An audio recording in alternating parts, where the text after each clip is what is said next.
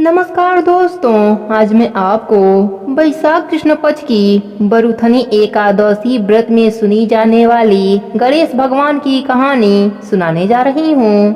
प्रेम से बोलिए गणेश भगवान की जय हो।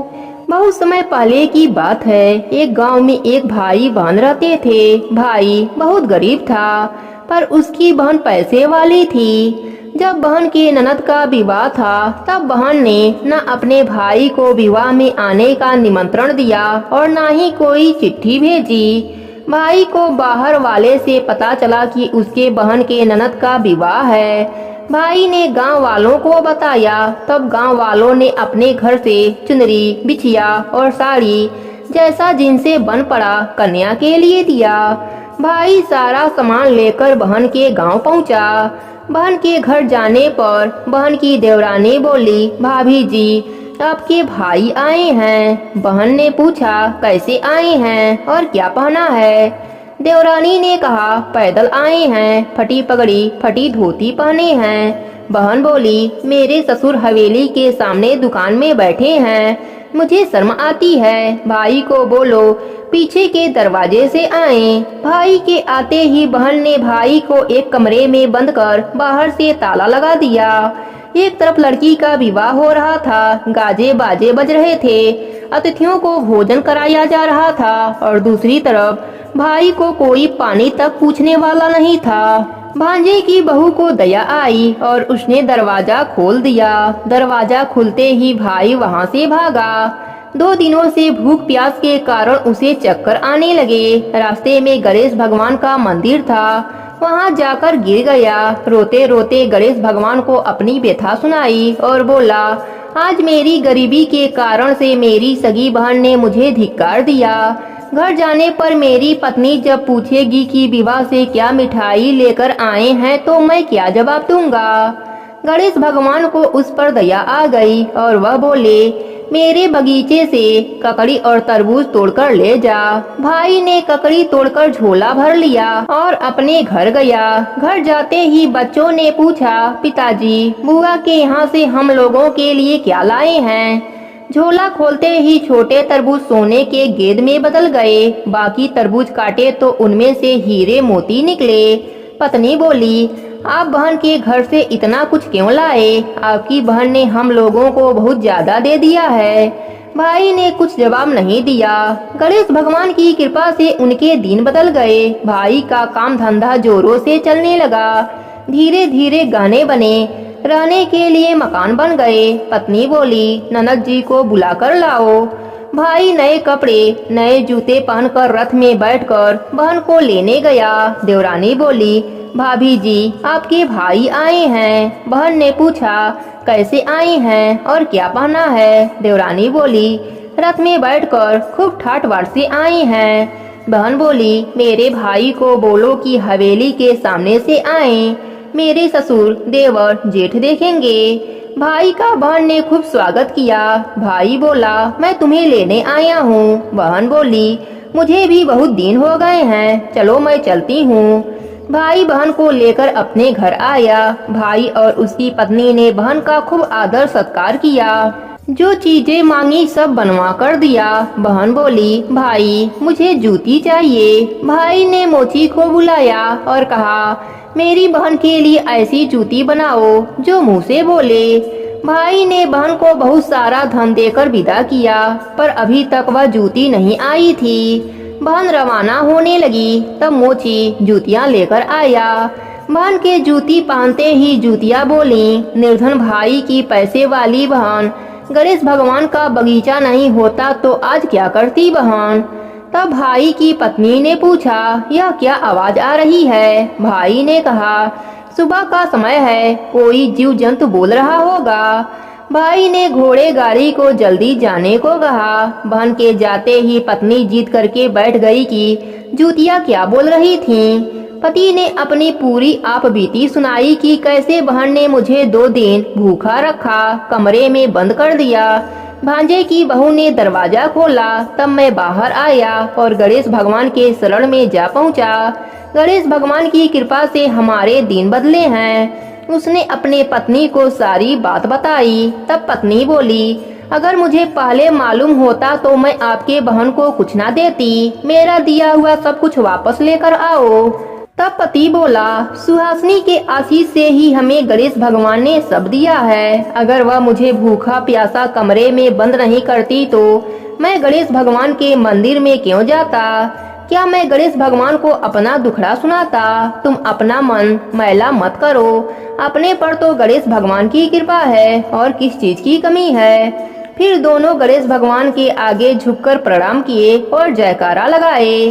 हे गणेश जी महाराज, जैसी कृपा आपने गरीब भाई पर करी वैसे ही अपने सभी भक्तों पर अपनी कृपा बनाए रखना। कहानी अधूरी हो तो पूरी करना, पूरी हो तो मान रखना। प्रेम से बोले गणेश भगवान की जय हो। एक समय की बात है, एक गांव में एक सास बहू रहती थीं। उनका बेटा बाहर कमाने गया हुआ था। सास को कम दिखाई देता था। इस बात का फायदा उठाते हुए बहू सास को जली रोटी और बासी दाल दिया करती। एक दिन बहू ने सास को सूखी बासी रोटी दे दिया। सास ने कहा, बहू यह रोटी मुझसे खाई नहीं जा रही है, थोड़ी सी दाल भी दे दे। इस पर बहू कहने लगी, माँ जी आपको तो बैठे बैठे अच्छे अच्छे भोजन चाहिए। आपको पता है आपके बेटे की नौकरी छूट गई है, कितने दिन हो गए उन्होंने पैसा नहीं भेजा। मैं आपको अच्छे अच्छे पकवान कहाँ से दूं? सास को लगा बहू सही बात कर रही है, पर बहू अपने सास पर जुल्म करती थी। सास से झाड़ू पोछा करवाती और बदले में सूखा भोजन नहीं तो बासी भोजन दे देती और अपने अच्छे अच्छे पकवान बनाकर खाती।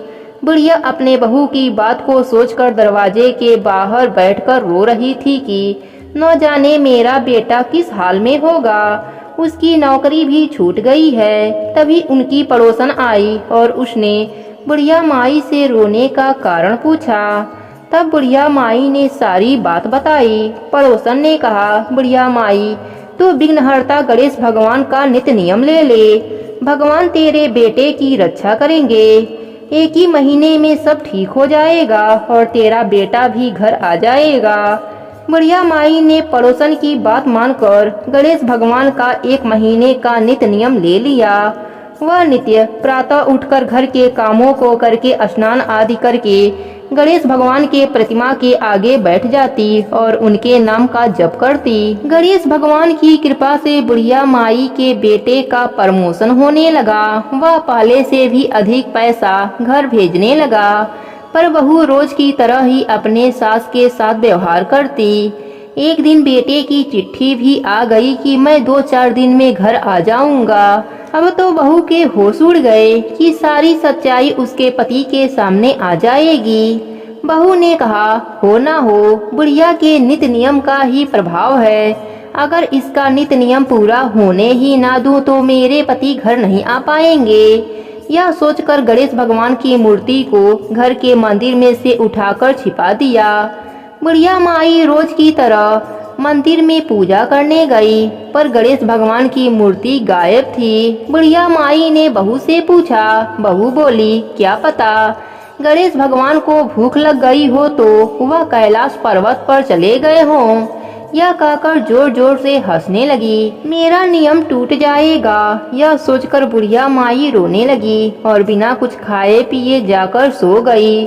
बुढ़िया माई के सपने में गणेश भगवान आए और बोले, बुढ़िया माई मैं तुम्हारे पूजा से बहुत प्रसन्न हूँ, मांगो तुम्हें क्या चाहिए।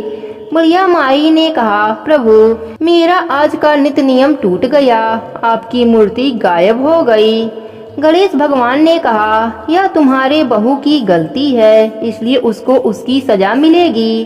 तुम मांगो तुम्हें क्या चाहिए। बुढ़िया माई ने कहा, प्रभु आप मेरे बेटे को घर बुला दीजिए और मेरे नासमझ बहू को भी क्षमा कर दीजिए। गणेश भगवान मुस्कुराकर चले गए। कुछ घंटों के बाद बुढ़िया माई का बेटा आ गया। बेटा के आते ही बुढ़िया माई दौड़कर बेटे के पास आती है और बहू भी अपने पति के पास आती है। पर यह क्या, बहू दीवार से लड़ लड़कर आ रही थी। उसकी आंखों से दिखाई देना बंद हो गया था। मोहन ने अपने पत्नी से पूछा, तुम्हें अचानक तुम्हारे आंखों में क्या हो गया? बहू को अपने गलती का एहसास हो गया था। वह रोने लगी और बुढ़िया माई से क्षमा मांगने लगी और अपने पति को सारी बात बताई। मोहन जब सारी बात जानी तो अपने पत्नी को घर से निकालने लगा। तब बुढ़िया माई ने कहा, बेटा, इसके कर्मों की सजा गणेश भगवान ने इसे दे दिया है, तुम इसे घर से मत निकालो। बुढ़िया माई ने अपने बहू से कहा, बहू, विघ्नहर्ता गणेश भगवान सबकी सुनती हैं, तुम भी गणेश भगवान का नित्य नियम ले लो और उनसे माफी मांगो। बहू रोते हुए गणेश भगवान के मूर्ति को मंदिर में रखा और माफी मांगने लगी। वह रोज नित्य नियम से गणेश भगवान की पूजा करने लगी और अच्छे से रहने लगी। गणेश भगवान की कृपा से 1 महीने बाद बहू को सब कुछ दिखाई देने लगा। अब सास बहू गणेश भगवान की जयकारा लगाने लगे और मिलकर गणेश भगवान की पूजा पाठ करने लगे। गणेश भगवान की कृपा से बुढ़िया माई का घर अन्य धन और नाती पोता से भर गया। हे विघ्नहर्ता गणेश भगवान, अपने सभी भक्तों पर अपनी कृपा बनाए रखना। कहानी अधूरी हो तो पूरी करना, पूरी हो तो मान रखना। प्रेम से बोले गणेश भगवान की जय हो। एक समय की बात है, एक गांव में एक किसान रहता था। उसकी 2 बेटियां थीं, कमला और बिमला। कमला की शादी अमीर परिवार में हुई थी, पर बिमला की शादी गरीब परिवार में हुई थी। अमीर होने के कारण कमला घमंडी हो गई थी। उसने बिमला को अपने घर काम पर रख लिया। बिमला उसके घर का सारा काम करती और बदले में कमला उसे बचा हुआ खाना दे देती थी। बिमला सीधी साधी थी, नेम धर्म से रहती थी। बिमला गणेश भगवान का नित्य नियम भी निभाती थी। वह जो भी खाना लाती उसको पहले गणेश भगवान को भोग लगाती, उसके बाद ही वह खाती या अपने परिवार को देती। एक दिन कमला के घर में खाना नहीं बचा। बिमला ने जंगल से कुछ आंवले तोड़े, उसे उबालकर उसने पहले गणेश भगवान को भोग लगाया, फिर बचा हुआ खाकर सो गई। उसी रात गणेश भगवान ने उसके भक्ति की परीक्षा लेनी चाहिए। उन्होंने एक बूढ़ी औरत का भेष बनाकर बिमला के घर का दरवाजा खटखटाने लगे। बिमला ने उठकर दरवाजा खोला तो देखा एक बुढ़िया खड़ी है। बिमला ने पूछा, माँ जी, आपको क्या चाहिए? बुढ़िया ने कहा, मुझे बहुत जोरों की भूख लगी है, कुछ खाने को दे दो। बिमला ने कहा, माँ जी, मैं बहुत गरीब हूँ, खाने में कुछ भी नहीं है, बस उबले हुए आंवले रखे हैं, आप खाएंगी? गणेश भगवान बुढ़िया के रूप में बोले, हाँ लाओ। तब बिमला ने भोग में चढ़ाए हुए आंवले बुढ़िया माई को खाने को दे दिया। खाने के बाद बुढ़िया माई घर जाने में असमर्था दिखाई। तब बिमला बोली, आप चिंता ना कीजिए, आज आप यहीं सो जाइए, कल सवेरे चली जाना। बुढ़िया माई वहीं सो गईं।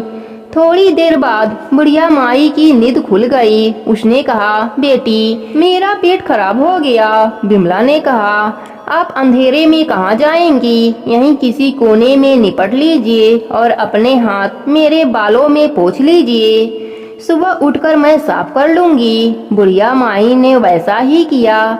जब सुबह हुई तो बुढ़िया माई वहाँ नहीं थी। बिमला को लगा शायद मैंने सपना देखा होगा। ऐसा सोचकर वह नहाने के लिए तालाब की ओर चली गई। जब वह नहाने लगी तो उसके बालों से सोना झड़ने लगा।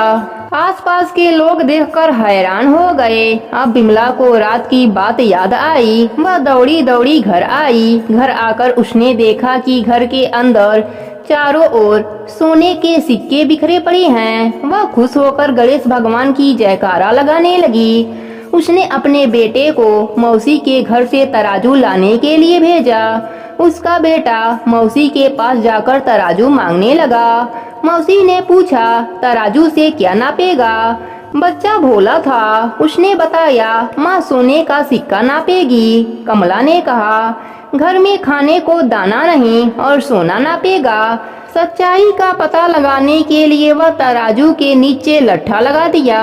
बच्चा तराजू लेकर चला गया। जब सोना नापने का काम खत्म हो गया तो तराजू मौसी को लौटाने आया।